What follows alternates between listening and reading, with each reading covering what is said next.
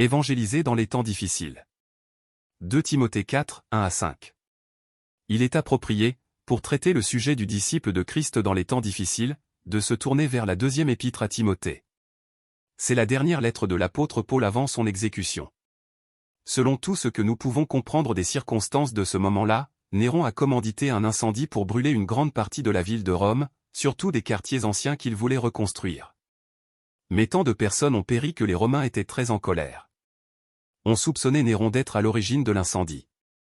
Pour détourner le blâme de sa personne, il a accusé les chrétiens d'être à l'origine de l'incendie et a commandé qu'ils soient traqués et punis pour leurs crimes. Quelque temps après, Paul, sans doute en voyage dans la partie orientale de l'Empire, a été saisi et mis en prison à Rome. Une première comparution a eu lieu où Paul a dû assurer sa propre défense, mais aucun de ses amis d'Asie, Éphèse, Troie, la Galatie, n'a voulu venir pour témoigner en sa faveur, vu le danger que cela représentait. Après cette première audition, Paul aura une deuxième comparution et il sait que la décision lui sera défavorable. Il n'est sans doute plus en résidence surveillée, mais en cellule, et l'hiver approche, donc il demande que son manteau, ses livres et ses parchemins lui soient amenés pour son confort et pour sa lecture pendant les longues heures de sa détention. Il écrit cette lettre pour encourager Timothée, qui se sent bien seul et qui a sans doute peur, vu l'hostilité ambiante contre les chrétiens. Il donne ses dernières instructions, au cas où Timothée arriverait trop tard à Rome pour le voir. Cette épître a une grande valeur pour nous en ce que le Saint-Esprit donne à Paul une vision claire des temps à venir pour l'Église et des dangers qui se profilent à l'horizon. Ce qu'il décrit caractérise plusieurs époques de l'âge de l'Église, mais ce sont bien les symptômes de notre époque.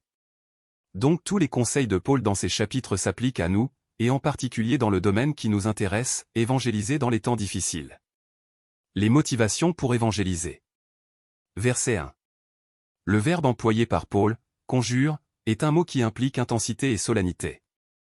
C'est un ordre donné avec emphase, avec poids, comme si on parlait lentement en regardant intensément dans les yeux de celui auquel on parle. Les témoins appelés pour assister à cet ordre, Dieu et Jésus-Christ. Dieu le Père est l'architecte du salut et Dieu le Fils l'a mis en œuvre. Non seulement le salut, mais tout le conseil de Dieu nous est transmis. Le rôle de juge exercé par Jésus-Christ. Jésus jugera les vivants, ceux qui sont sauvés, au tribunal de Christ, après l'enlèvement de l'Église. 2 Corinthiens 5 verset 10. Nous répondrons de la manière dont nous avons vécu notre vie chrétienne. Jésus jugera les morts au tribunal du grand trône blanc. Apocalypse 20 verset 11 à 15. Si les incrédules sont jugés selon la justice de Dieu, nous sommes les sentinelles chargées de les avertir du danger s'ils ne viennent pas à Christ. L'apparition de Jésus-Christ. Hébreux 9 verset 28 nous rappelle, Christ, qui s'est offert une seule fois pour porter les péchés de plusieurs, apparaîtra sans péché une seconde fois à ceux qui l'attendent pour leur salut.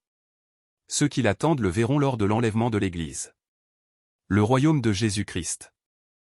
Selon Zacharie 12 et Matthieu 25 verset 30, tout œil verra son retour du ciel en gloire pour juger l'Antichrist et pour établir son règne de 1000 ans.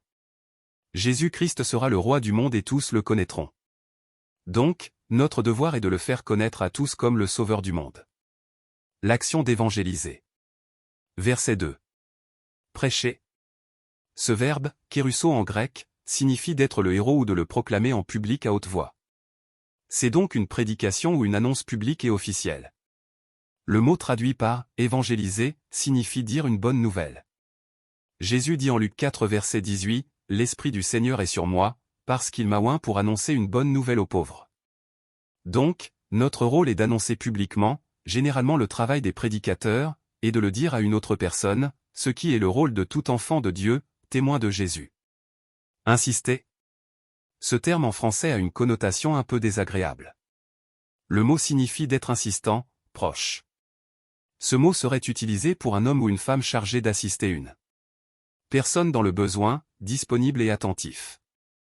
Ce mot signifie donc d'être sur le qui-vive pour saisir chaque opportunité de communiquer l'évangile ou le message de Dieu. Les 3 verbes qui accompagnent l'annonce de la parole, reprendre, censurer, exhorter, s'appliquent à la réponse que nous pouvons recevoir. Reprendre, pour une réponse inadéquate ou confuse. Censurer, pour un propos dangereux. Exhorter, pour une réponse évasive ou indifférente. Notre attitude dans notre action sera une attitude de douceur, de respect pour la personne, pour ce qu'elle exprime, pour sa sensibilité. Notre objectif est l'enseignement. Ce n'est pas notre opinion, mais l'enseignement de la parole.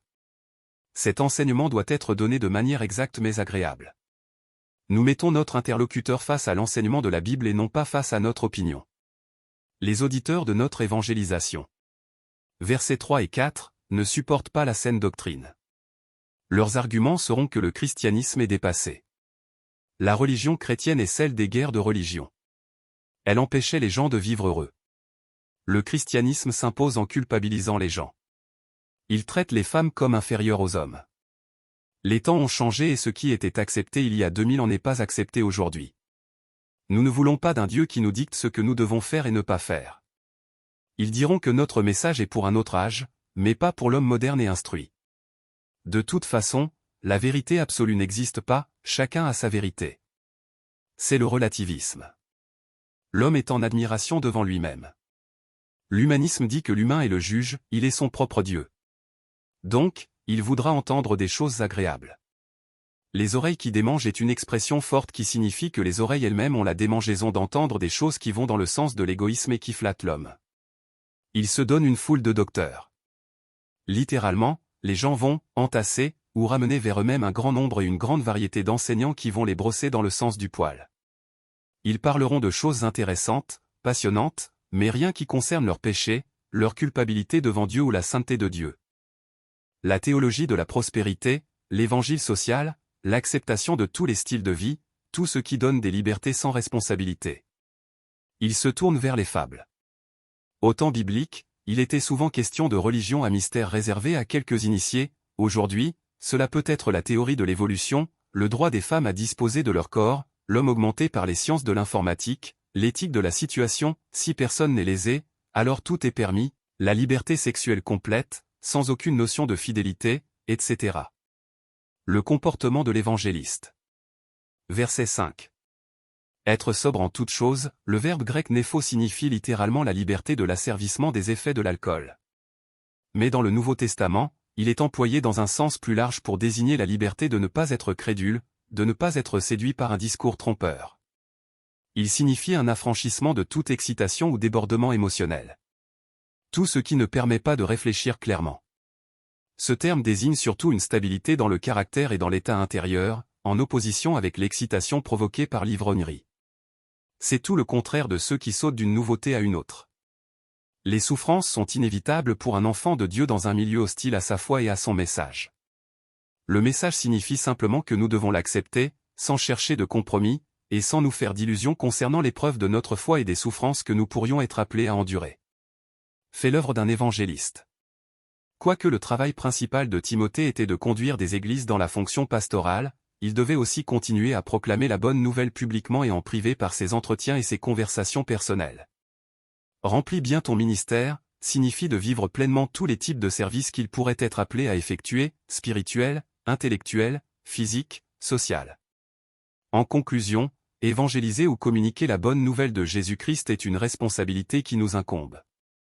Le message est très simple. Nous savons exactement ce qu'il faut dire. Mais l'enjeu est de maintenir le message du salut entier. Si nous enlevons un détail ou deux pour qu'il passe mieux, nous ne communiquons plus l'évangile mais un message de notre fabrication. Et ce message-là n'aura aucun pouvoir pour sauver les âmes et ne pourra jamais glorifier Dieu.